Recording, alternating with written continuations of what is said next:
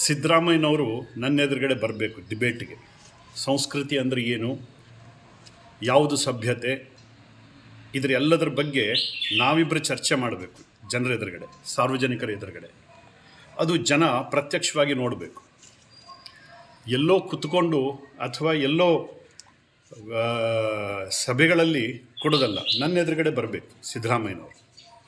ಸಂಸ್ಕೃತಿ ಬಗ್ಗೆ ಮಾತಾಡ್ತಾರೆ, ಸಭ್ಯತೆ ಬಗ್ಗೆ ಮಾತಾಡ್ತಾರೆ. ನಮ್ಮ ಪ್ರಧಾನಮಂತ್ರಿಗಳ ಬಗ್ಗೆ, ನರೇಂದ್ರ ಮೋದಿಯವರ ಬಗ್ಗೆ, ಅಮಿತ್ ಶಾ ಬಗ್ಗೆ, ಯಡಿಯೂರಪ್ಪನವ್ರ ಬಗ್ಗೆ, ಹಿಂದುತ್ವದ ಬಗ್ಗೆ, ದೇವಸ್ಥಾನಗಳ ಬಗ್ಗೆ ಅಸಭ್ಯವಾಗಿ ನಡ್ಕೊಂಡಿರ್ತಕ್ಕಂಥವ್ರು ಮೊದಲು ಯಾರು? ನಾವೇನು ನಡ್ಕೊಂಡಿದ್ವಾ? ನಮ್ಮ ಬಗ್ಗೆ ಅಷ್ಟೊಂದು ಕೀಳಾಗಿ ಹೇಳ್ತಕ್ಕಂಥ ಅವಶ್ಯಕತೆ ಏನಿತ್ತು? ಕಾಂಗ್ರೆಸ್ ಲೀಡರ್ಗಳು ನಮ್ಮ ಪ್ರಧಾನಮಂತ್ರಿ ಮೋದಿಯವರ ಬಗ್ಗೆ ಏನೆಲ್ಲ ಕೆಟ್ಟದನ್ನು ಮಾತಾಡಿದ್ದಾರೆ? ಬಹುತೇಕ ಯಾವ ಸಂಸ್ಕೃತಿ ಸಭ್ಯತೆಯ ಎಲ್ಲೆಯನ್ನು ಮೀರಿ ಮಾತಾಡಿದ್ದಾರೆ. ಹೇಳಬೇಕಾ ಯಾರು ಅಂತ? ಯಾರ್ಯಾರು ಏನು ಹೇಳಿದ್ದಾರೆ ಅಂತ ಹೇಳಬೇಕಾ?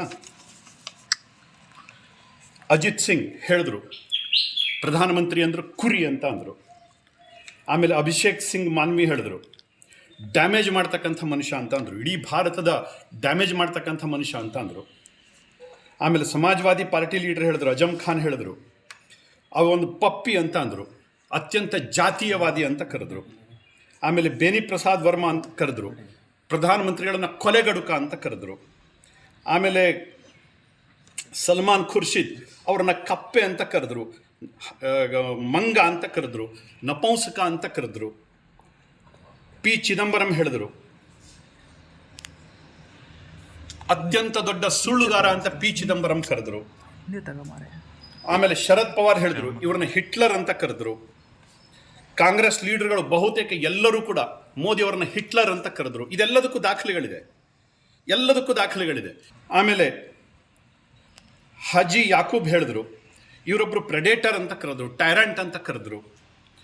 ಆಮೇಲೆ ಕರ್ನಾಟಕ ಚೀಫ್ ಮಿನಿಸ್ಟರ್ ಸಿದ್ದರಾಮಯ್ಯ ಕರೆದ್ರು, ಮಾಸ್ ಮರ್ಡರರ್ ಅಂತ ಕರೆದ್ರು. ಇವರಿಗೆ ಏಕವಚನದಲ್ಲಿ, ಎಲ್ಲರೂ ಏಕವಚನದಲ್ಲೇ ಮಾತಾಡಿದ್ದಾರೆ. ಸಿದ್ದರಾಮಯ್ಯನವರಿಗೆ ಮತ್ತು ಕಾಂಗ್ರೆಸ್ ಲೀಡರ್ಸ್ಗಳಿಗೆ ಇಲ್ಲದೇ ಇರತಕ್ಕಂಥ ಸಭ್ಯತೆಯ ಪಾಠ ಇವತ್ತು BJPಗೆ ಯಾಕೆ? ಯಾರು ನನ್ನ ಮಾತನ್ನು ಒಪ್ಕೊಂತಾರೋ ಬಿಡ್ತಾರೋ ಪ್ರಶ್ನೆ ಇಲ್ಲ. ಆದರೆ ನನ್ನ ಪ್ರಧಾನಮಂತ್ರಿ, ನನ್ನ ಧರ್ಮ, ನನ್ನ ದೇಶ, ನನ್ನ ನಿಲುವು, ಇದರಲ್ಲಿ ಯಾವುದೇ ಹಿಂಜರಿಕೆಯ ಅವಶ್ಯಕತೆಯೇ ಇಲ್ಲ.